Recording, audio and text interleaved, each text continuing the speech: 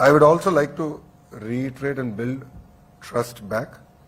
I understand the last 5 years wasn't exactly a very pleasant 5 years for the industry. I am aware of it. In the last 5 years, I did speak to quite a few of you. I've understood your pain areas, and we are here to win the trust back. Now, Mr. Naidu is in his 4th term as Chief Minister, and he's been telling us that this is going to be like his first term.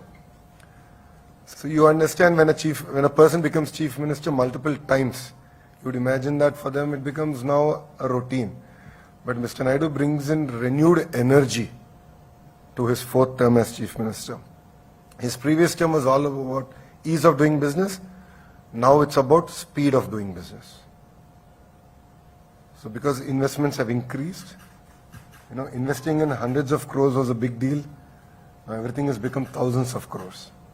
So a project getting delayed by 3 months, 6 months, derails your entire business plan, and we as state understand it.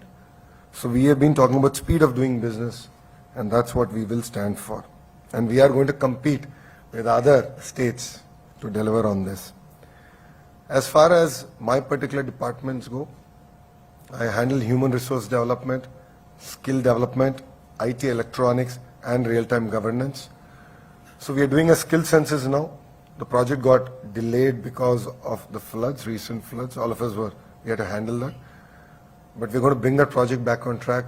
We will have a workforce certified ready for you.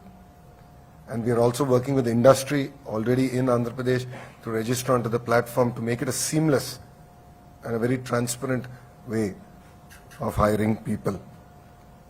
Saying that, AI is of course going to change the way we're going to do business, politics, or even governance.